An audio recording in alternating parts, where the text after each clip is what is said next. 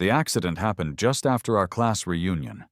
Ethan and I were trapped in the crumpled remains of a four-door sedan, the metal twisted into an unrecognizable shape. To get either of us out, a leg would have to be cut. The car, leaking fuel, could become an inferno at any second. The first rescue team on the scene was, ironically, led by my wife's own unit. One of her subordinates, torn by the situation, spoke into his radio, his voice strained.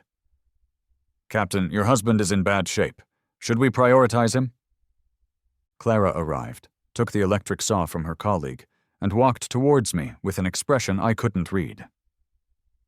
"Ethan is an actor," she stated, her voice flat and devoid of emotion. "He can't live without his legs." The cold, hard steel of the saw blade pressed against my knee. I reached out and grabbed her hand, my vision blurred by tears. I whispered, my voice cracking. "I have a bleeding disorder, Clara. If I lose my leg, I'll die too." In that desperate moment, I clung to the hope that some flicker of feeling for me remained within her. If not love, then maybe 7 years of shared history had at least earned me some basic human compassion. All I received in return was a blinding, all-consuming pain shooting up from my knee. With no anesthetic, Clara brought the buzzing saw down, tearing through flesh and bone. Blood sprayed into my mouth, a coppery, bitter taste that mixed with the salt of my tears.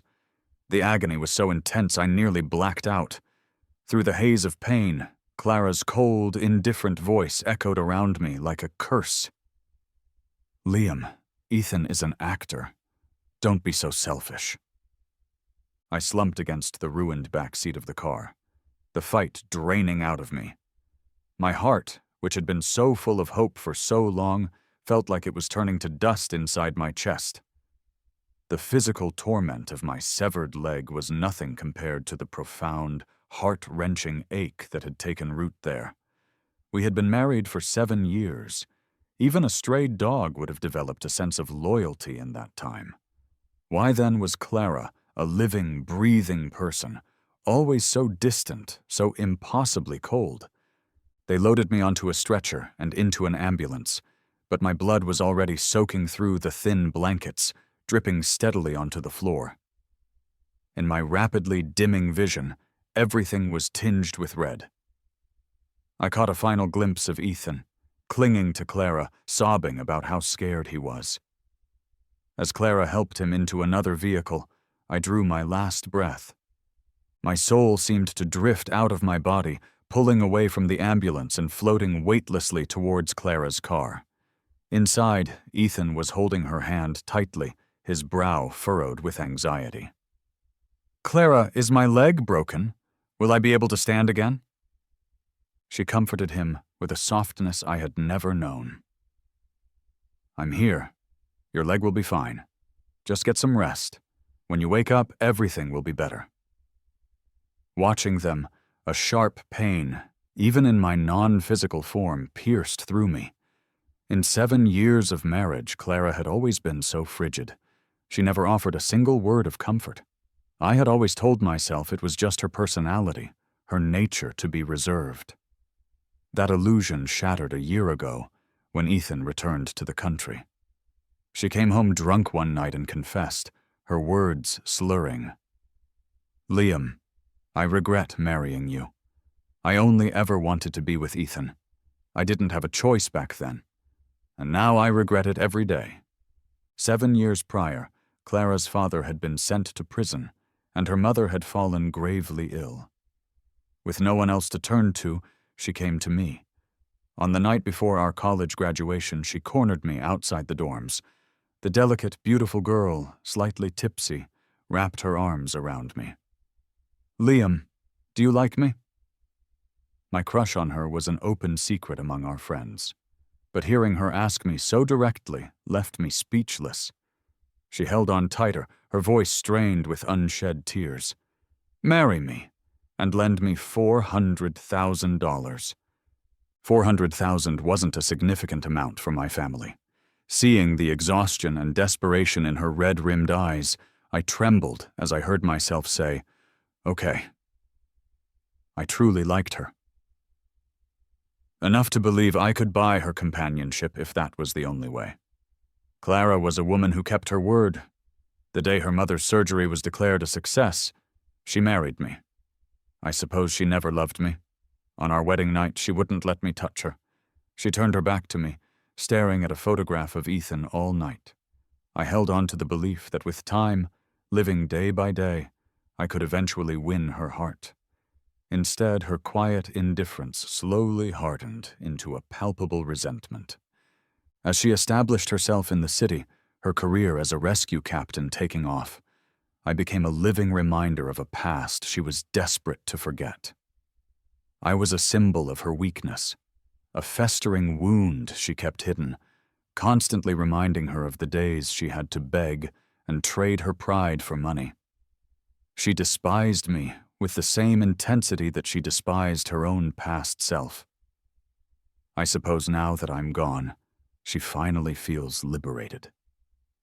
Lost in these painful memories, I was pulled back to the present as Clara helped Ethan settle into his hospital room.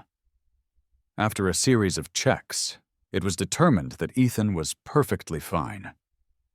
One of Clara's subordinates approached her hesitantly. "Captain, maybe you should go see your husband. He lost a leg. It's a very serious situation." Clara started to get up, but Ethan immediately clung to her hand, his eyes red and filled with a pitiful vulnerability. "Clara, I'm scared. What if I wake up and my leg is gone? Can you please stay with me?" He spoke softly, silent tears rolling down his cheeks like a frightened bird. Clara couldn't bear it. She gently tucked the blanket around him. "Don't worry, I'm right here with you." The subordinate grew more anxious. "Captain, he's going into surgery now. Shouldn't you be there?" Clara's face flushed with a mixture of embarrassment and anger. "What good can I do there? Am I a doctor, a nurse? Can I perform the surgery myself? Can I reattach his leg?" Each word she spoke was a blow, striking deep into my soul and shaking me to my core. 7 years. It doesn't take that long for a pet to develop affection. I had poured everything I had into our family, into our marriage, and it hadn't earned me a single ounce of her love. "You're free now, Clara. No one will ever stand in the way of your true love again." The frustrated subordinate finally gave up and walked away. A moment later, Clara's phone rang. It was her mother, my mother-in-law. "Clara, where are you? You need to come to the hospital to see Liam." My mother-in-law was sobbing uncontrollably. Her words filled me with a strange, heartbreaking warmth. She always said my family had saved her life and went out of her way to treat me like her own son. I had just promised her I'd take her hiking next weekend. I guess that's a promise I won't be able to keep. Clara was about to answer when Ethan clung to her again, tearfully whispering, "Tell her there's an emergency at work. I'll call back later." Her mother's pleas went unanswered. Clara simply turned off her phone. I couldn't help but let out a bitter, silent chuckle. Her love for him runs as deep as the ocean. It would be rude of me not to be dead at this point. Ethan wrapped his arms tightly around Clara's waist and lowered his voice. "Clara, I really envy Liam. He has family, friends. Even your mom loves him so much. But I have nothing. I only have you. Please, don't leave me." Clara's hand hovered for a moment before it came to rest gently on his shoulder. She stayed with him at the hospital for 2 full days. She clumsily but carefully helped him wash his face and comb his hair. She even did his laundry every day. I felt like a thief, hiding in the corner of the room, watching my own wife openly shower another man with the affection I had craved for years. My heart was a sour, bitter knot. I remember a time I was sick with a high fever, and all I wanted was a glass of water. She refused. When I hoarsely asked her why she couldn't be just a little kinder, she just said she was pampered growing up and didn't know how to take care of people. But seeing her now, Nervously tending to Ethan while looking up information online, I finally understood. She wasn't incapable of love. She just didn't love me. On the third day, my best friend Daniel showed up, holding my death certificate. "You bastard!" he shouted as he stormed into the room. "Liam is lying all alone in the morgue, and you're here getting cozy with him." The moment he entered, he slapped Clara across the face. She didn't see it coming, and red finger marks instantly appeared on her cheek. Clara gritted her teeth, holding back her anger. "Liam is your brother. Watch your words. Is it right for you to curse him dead every time you speak?" "Liam is your husband," Daniel retorted, his voice thick with grief. "And you haven't shown an ounce of concern for him while you dote on another man. Is that right?" Without hesitating, he slapped her again. Perhaps feeling the sting of truth in his words, Clara's face darkened. "Enough. I'm only tolerating this because you're Liam's friend. Don't push your luck. I've saved countless lives and amputated more limbs than I can count. His wound wasn't in a critical location, and with paramedics on site, there was no way he could have died." Daniel's face was now streaked with tears. He grabbed the half-empty water bottle from the nightstand and threw its contents in her face. "Clara, whose wife are you? Do you really not know that Liam has a clotting disorder? You think you're so pure and noble, trading his leg for this man's career out of some twisted sense of love? But what about Liam? What right did he have to just die?" Clara's expression shifted between flushed and pale before she finally managed to speak. "I'll get him the best prosthetic leg. I'll find him the best doctor." Daniel, sobbing uncontrollably, suddenly pulled a small knife from his bag. "Fine, I have money. I'll get Ethan the best prosthetic too. But first, I'm going to make him pay a leg for my brother's life." Ethan, terrified, scrambled off the bed. Clara jumped in front of him, wrestling the knife away with her bare hands. Blood dripped from her palm as she threw her blood-stained phone at Daniel, shouting fiercely, "Enough! Even madness has its limits. Liam has been sending abusive messages to Ethan all day. How could he possibly be dead?" In disbelief, I floated closer to peer at the texts on the screen. "Stealing someone's wife, you scumbag! Why don't you just die? A miserable person like you doesn't deserve to be happy." Line after line of curses, too vile to read. I turned to Clara, wanting to shake her, to tell her that I didn't send those texts. I'm already dead. How could a dead man send text messages? Apparently enraged that her beloved had been insulted, Clara was visibly fuming. She took a deep breath. "You all had better stop these stupid tricks. He's my husband. Even if he lost a leg, I would still take care of him for the rest of his life. When Ethan recovers, I'll take Liam to the best hospital in the country. I'll make sure his life is no different from anyone else's." Daniel sneered, his voice dripping with cynicism as tears streamed down his face. "Clara, stop acting. I'm afraid Liam would find it sickening, even in the afterlife." At these words, Clara suddenly erupted. She snatched her phone and dialed the number that had sent the messages. "You just want me to call you out on it, don't you?" The call connected, but the other end was silent. Clara shouted into the phone, her voice filled with rage. "Liam, speak up! If you keep pretending, I'll divorce you right now." I gave a nonchalant, spectral smirk. "Sorry, Clara. This time you can only be a widow." Daniel, completely incensed by her behavior, threw the death certificate at her face.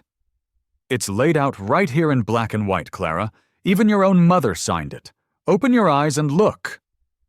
My non-existent heart raced with anticipation. "Soon, Clara, you'll know I'm truly gone." Daniel was so furious his lips were trembling. He pointed at her, enunciating each word. "Open your eyes wide and look carefully. The cause of Liam's death was excessive bleeding due to a congenital clotting disorder. Because you amputated his leg, Clara, he died. You're his murderer." Her face was grim as she snatched the crumpled paper. Her eyes scanned the few lines of text as if trying to force a different truth from them. Ethan peeked out from behind her, a guilty look on his face. "Clara, it's all my fault," he sobbed, hugging his own shoulders. "Liam must be angry with you. He probably bought that death report online to trick you into going back to him. You should go. Don't worry about me. I'll be fine.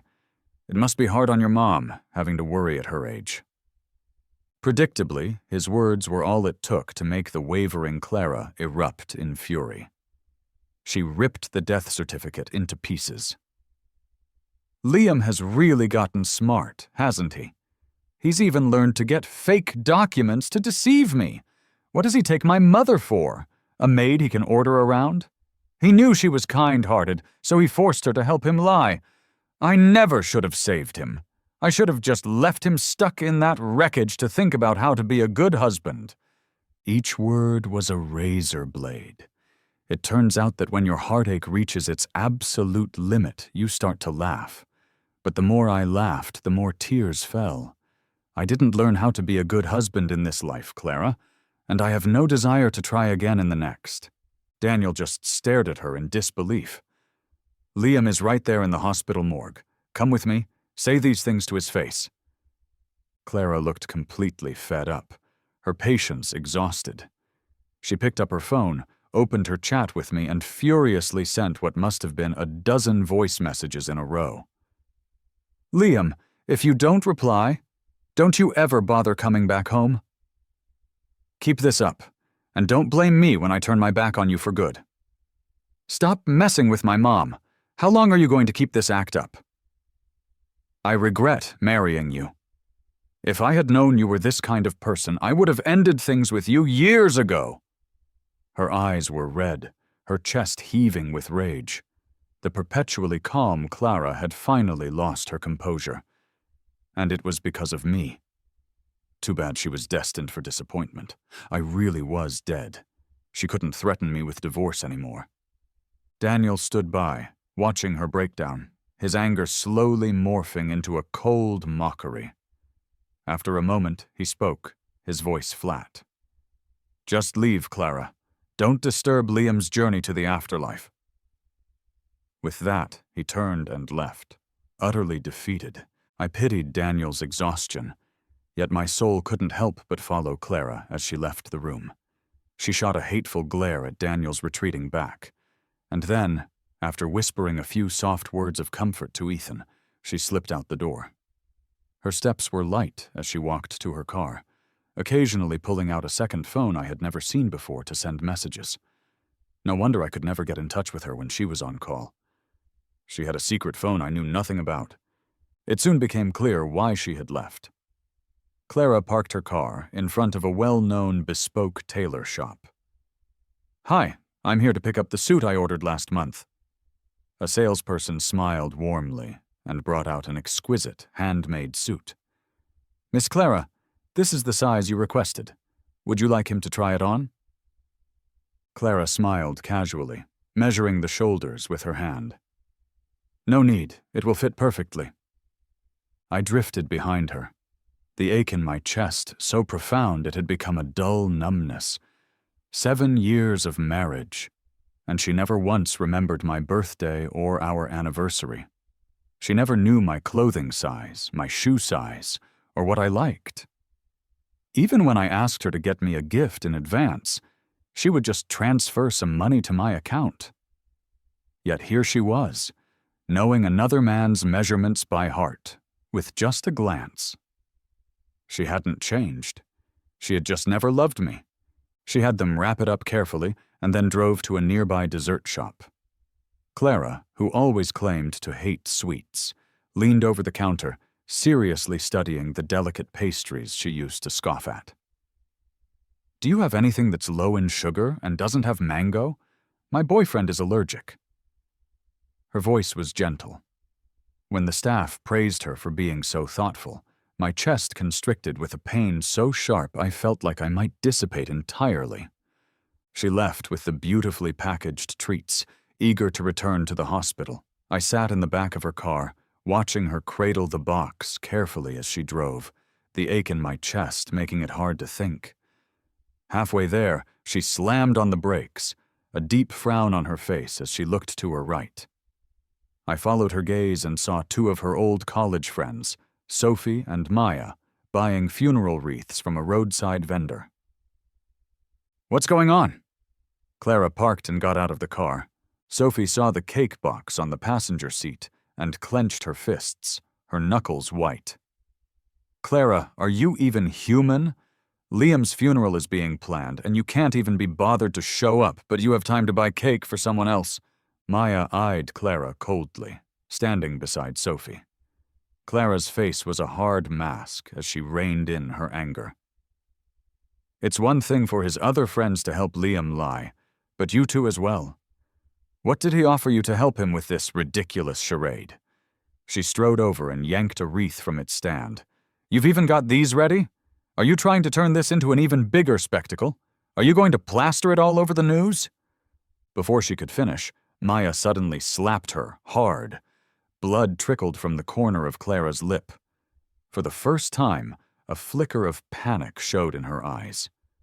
Maya was our mutual friend, always the most level-headed and serious one in our group.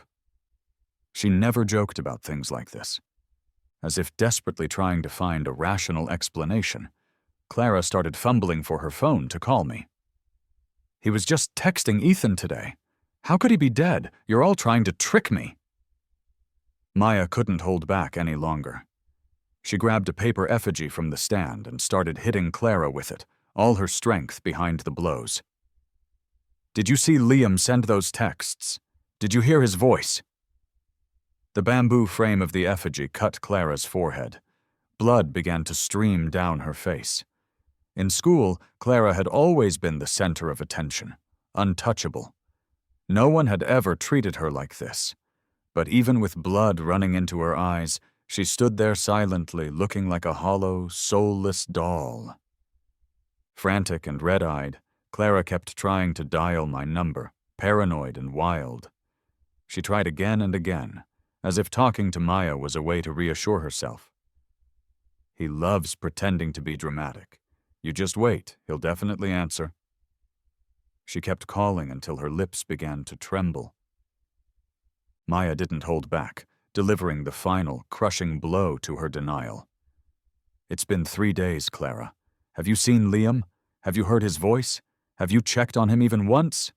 How can you be so certain he's still alive?" Clara looked like her soul had been ripped from her body. She collapsed into the driver's seat of her car. For 3 days. I used to be so clingy, texting her every morning and every night, even though she rarely replied. But for 3 whole days, there had been nothing. That was unheard of. And Maya didn't lie. Clara knew that even if the whole world lied to her, Maya wouldn't. With trembling hands, she took out her personal phone, the one that had been turned off for 3 days. As soon as she powered it on, messages and missed call notifications flooded the screen like a blizzard. Most were from her mother and our mutual friends. They were all about my death. There were even a few pictures of me on a stretcher, drenched in blood. She panicked, looking helplessly at Maya, but Maya and Sophie just turned their heads away, unwilling to speak to her further. Clara's eyes were bloodshot. With shaky hands, she began sending me message after message. "Liam, why aren't you responding?" "Liam, stop messing around." "Liam, I'm sorry. Please, just talk to me." Maya, livid, grabbed Clara by the collar and dragged her out of the car. The hospital was just across the street. I followed them into the cold, sterile morgue. Her mother rushed forward and slapped her twice, the sharp sounds echoing in the silent room. Daniel and a few of our friends watched coldly from the side. No one moved to stop her. Suddenly, I felt a sting in my own non-existent nose. My parents had passed away years ago, and I thought no one would care if I died. My mother-in-law was crying, dragging Clara to the floor next to my covered body. "For 3 days! Where the hell have you been?" she screamed. "Liam has been lying here all alone. Where were you?" Clara knelt on the cold floor, tears streaming down her face, unable to speak. Her mother kept asking, her questions tearing Clara apart. Since Clara wouldn't answer, Daniel stepped in, cruelly laying out the ugliest truth. He told everyone how Clara had spent the last 3 days in a luxurious private room with Ethan, too busy with her old flame to care that her husband was dead. Daniel leaned in and sniffed her shoulder for dramatic effect. "Nice. You even brought cake. Smells delicious." My mother-in-law staggered, nearly fainting. She clutched Clara's collar, her body trembling with rage and grief. You cut off Liam's leg for an outsider, causing him to bleed to death. And then you ran off to be with another man before Liam's body was even cold. How could I have given birth to a monster like you?" For the first time, a look of utter collapse and terror appeared on Clara's face. I didn't know he had a bleeding disorder." With another slap, Daniel hit her. "What do you know? As his wife, what do you know about him? Tell me." Clara had nothing to say. In all our years together, she had never once tried to get to know me. I was like a ghost in my own home, a functional part of the household machinery, but ultimately invisible. She stumbled to her feet and leaned over the morgue slab, refusing to believe it. "Liam can't be dead. How could he die? You're all lying to me. He's so young, it can't be fatal. I've overseen situations just like this hundreds of times without a mistake." She was laughing and crying at the same time, trying to pull back the white sheet that covered me, despite everyone's attempts to stop her. Maya shoved her away, kicking her in the chest. "Get away from him! Don't touch him with your filthy hands!" "You're all lying to me." Clara seemed possessed. She pushed everyone aside and grabbed the edge of the sheet, somehow convinced that I was underneath, playing a cruel joke on her. But as she yanked it away, my broken, icy white body was revealed. And then Clara froze. She stared blankly at my corpse, carefully reaching out a trembling hand to touch the jagged, brutal wound on my knee, a mark of her own making. She leaned in close and suddenly pinched my face, an affectionate gesture that startled me. In 7 years, she had rarely shown such closeness. I wasn't foolish enough to think it meant she loved me. I just figured the shock had finally made her lose her mind. She gently stroked my cold cheek, talking softly to herself. "Liam, please wake up, okay? I know I was wrong. Don't stay mad at me. When you get better, I'll take you to see the snow. The snow you always wanted to see." A wave of nausea washed over me. When I was alive, she just called me by my name, with no sweetness or intimacy. I was like a household appliance, only noticed when needed, shoved aside after use. She had never shown an ounce of love for me in all the years before I died. Who was she putting on this show for now? Daniel, ever my loyal friend, was disgusted by her act. He pushed her away, unable to tolerate it any longer. "He's been dead for 3 days. Who are you pretending for? You're a monster, Clara. You never deserved the goodness Liam showed you all those years. Go back to Ethan." Clara didn't fight back. She just allowed Daniel's fingernails to scratch her face, leaving bloody trails. She seemed completely lost, babbling incoherently. "I never thought about leaving him. I just got so used to him always forgiving me. I thought he'd always be there. Liam would always be with me." With bloodshot eyes, she collapsed weakly to the floor. "I didn't not love him. I just felt like I didn't deserve him." Watching this scene brought a fresh wave of pain. It was my unconditional love that had given her the freedom to be so reckless. She was so certain I would never leave that she gave all her tenderness to another man, knowing I'd always come running back at her slightest beckoning. A young woman's insecurities had been sharpened into blades that she used to stab the one person who loved her most in the world. She was too greedy. She wanted to relive her past with her first love, but she also wanted me to be her safe harbor, the guiding light that would always lead her home. Where in the world can you have everything? Thinking about the last 7 years, it was laughable, and yet I cried. 7 years of misplaced love, and all of it had come to nothing. After I was cremated, Clara wouldn't let go of my ashes.